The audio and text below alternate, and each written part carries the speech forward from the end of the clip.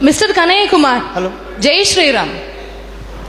And as a representative of youth of Mangalore, I have a small request. Because Independence Day is approaching, I want you to at least say once Jai Hind.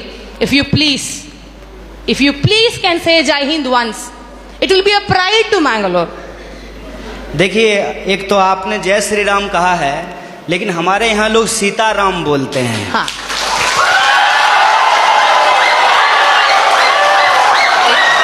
Sitaram. Excuse me? आप लोग सीताराम भी बोलो, ये लोग इनखिलाफ जिंदाबाद बोलेगा, पर मेरा एक ही क्वेश्चन है आपके पास। Dear sir, a few minutes before you have मैं आपके दूसरे सवाल का जवाब दे देता हूँ। नहीं, मुझे नहीं चाहिए आपका जवाब। ये सीताराम जय श्री राम का कोई फर्क कोई पड़ता है तो मेरा जवाब की जवाब नहीं। And one small question, sir. You were saying about emotional politics. Regarding people thinking emotionally you are strong, so emotionally masses control. Yes sir, we are emotional people and we think the reality and the emotion for us, we have one mother, we have one father, and what we believe is one, and we need a single, as a representative of a student, being from student background, I say no leftist, no rightist, no ABVP or no all so-called parties or polities. Why don't you stand for one nation? Why don't you stand for one student power? Why do we need one side Zindabad, one side Inkhilab, one side Jai Hind, and one side your favorite Mr. Madam? All those Rams, all whatever it is. Why don't you represent one? Why don't you represent one India? Why don't you represent one unity? Why don't you give us a single policy rather than saying all these what you have said with the due respects for you, with the due respects for your PhD? Why don't you please respect and please propose one unity and one topic saying which is uniting the entire country, so that the topic says youth is in the crossroad. And my dear sir, yes, youth is in the crossroad, but we are having set our eyes on the goals and we are on our path. Why don't you please say one policy for entire country? And if I permit, and I say, Bhola Bharat Mata ki Jai Hind. आपका जो सवाल है कि आप एक का समर्थन क्यों नहीं करते हैं, देखिए बात यह है कि मेरी पैदाइश ही दो लोगों के मिलने से हुई है। मेरे माँ बाप की शादी नहीं होती तो हम पैदा नहीं होते। मेरे माँ और बाप दो लोगों की शादी हुई और ऑब्वियसली शादी होने के बाद जो वो किए होंगे उसके चलते हम पैदा हुए हैं, तो उसमें दो लोग मिले हैं। रही बात कि वन नेशन का क्यों नहीं सपोर्ट करते हैं, तो नेशन तो वन ही है, भारत एक है, इसमें कोई डाउट नहीं है। लेकिन इस एक भारत को रिप्रेजेंट करने वाला जो एक संविधान है उसमें 300 से ज़्यादा आर्टिकल हैं, मोर देन 300 आर्टिकल्स हैं उस एक कॉन्स्टिट्यूशन में।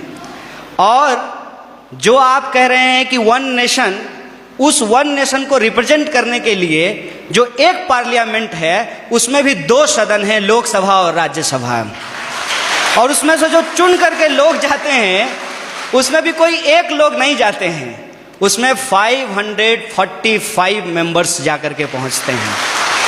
तो हमारा जो वननेस है वो वननेस एक्चुअली डाइवर्सिटी को रिप्रेजेंट करता है, उसमें डाइवर्सिटी है। और आपने जो सवाल पूछा जय श्री राम, जय श्री राम आप बोलिए, ये आपकी आज़ादी है, आप जय श्री राम बोलिए, जय हनुमान बोलिए, आपको जो बोलना है बोलिए, क्योंकि इस बात को बोलने की इजाज़त हमको हमारा संविधान देता है। इसीलिए मैं आपसे ये आग्रह करूँगा कि आप कभी कभी उस संविधान की भी जय बोलिए जो आपको बोलने की आज़ादी देता है।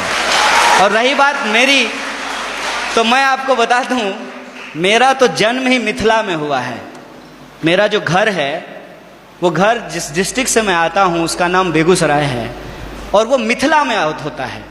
अगर आप मेरे यहाँ आएंगे तो आपको बड़ी आश्चर्य लगेगी।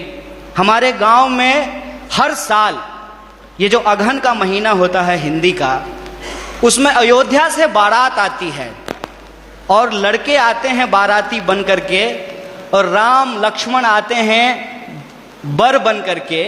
और हमारे गांव में राम जानकी मंदिर है जहां पे हर साल राम विवाह होता है। और मैं मजेदार बात आपको बताता हूं, मिथिला के जो लोग होते हैं वो राम जी को गाली देते हैं। पता है क्यों? क्योंकि मिथिला राम जी का ससुराल है और इस लिहाज से वो राम जी को मजाक करते हैं। हमारी संस्कृति में जब शादी ब्याह होता है तो जो बारात आती है तो बारातियों को सारातियों के द्वारा गालियां सुनाई जाती है, उनको गालियां दिया जाता है।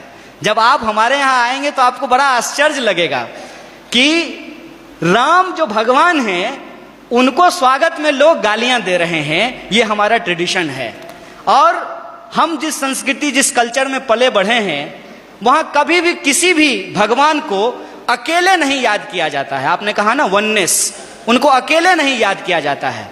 हमेशा राम को सीता के साथ और राधा को कृष्ण के साथ याद किया जाता है। ये हमारी परंपरा रही है। ये बड़ी आश्चर्य की बात है कि आप यूथ हैं और जो है मैं तो पीएचडी कर लिया और मैं उम्मीद करता हूं कि आप भी पीएचडी कर पाएं। अगर आप पीएचडी करें तो मेरा आपसे ये आग्रह होगा कि आप इस देश में जितने रामायण लिखे गए हैं कम से कम उन रामायणों पे ही आप पीएचडी कर लीजिए। और मैं आपको बताता हूं कि हिंदुस्तान में कम से कम 300 से ज्यादा रामायण लिखे गए हैं, मोर देन 300। और मैं एक बार हिमाचल गया था। हिमाचल में त्रिलोकनाथ की मंदिर है। मैं आपको कहता हूं इस देश को घूमिए। यह देश इतना शानदार है कि आप इसकी कल्पना नहीं कर सकते हैं। और आपको कई बार अपने आप को छोटा और तुच्छ महसूस होगा कि हम कितना तुच्छ हैं इस देश के सामने। जब आप त्रिलोकनाथ मंदिर जाएंगे तो त्रिलोकनाथ मंदिर में भगवान बुद्ध की मूर्ति है और भगवान बुद्ध की मूर्ति के ऊपर भगवान शिव का मूर्ति बनाया गया है, सर के ऊपर बनाया गया है। और उस मंदिर में पहले हिंदू साधु आते हैं जो प्रार्थना करते हैं, उसके बाद बुद्धिस्ट मोंक आते हैं जो वहां जाकर के परिक्रमा करते हैं। यह हिंदुस्तान की खासियत है। यह हिंदुस्तान की खासियत है कि वहां जो लाहौल, मैं उस जिले की बात कर रहा हूं और मैं फैक्चुअली अगर गलत होऊंगा तो आप मुझे करेक्ट कीजिएगा। लाहौल जिले में जहां यह मंदिर है वहां की जो भाषा है लाहौली, वहां का जो रामायण है जो लाहौली भाषा में लिखी गई है, उस रामायण में सीता का अपहरण रावण नहीं करते हैं, बल्कि रावण सीता के पिताजी हैं। उस रामायण के हिसाब से सीता एक्चुअली रावण की बेटी है लाहौली रामायण के हिसाब से। और राम ने प्रेम विवाह करके सीता से शादी कर ली, इसलिए रावण और राम का युद्ध होता है। ये हिंदुस्तान की खासियत है। देखिए, आई डोंट नो कि आपको किसने और क्यों दिमाग में इन चीजों को डाला है, लेकिन मैं आपको कहता हूं कि इस देश में जो लोग पैदा हुए हैं उनके लिए इससे ज्यादा गौरव की बात नहीं हो सकती है।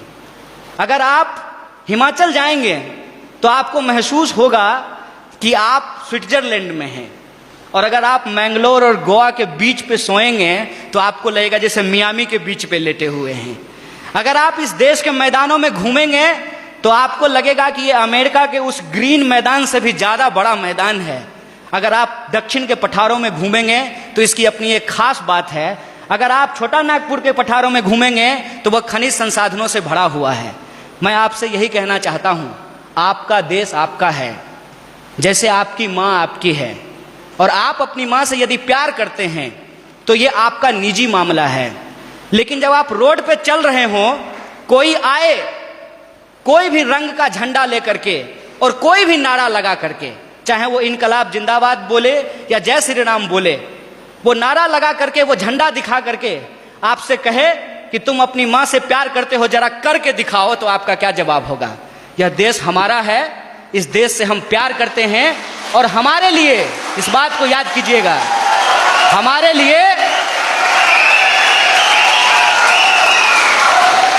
लिए प्यार नुमाइश की चीज नहीं है। हम प्रेम करते हैं और अपने दिलों में लेकर के घूमते हैं। बहुत बहुत शुक्रिया, बहुत बहुत धन्यवाद।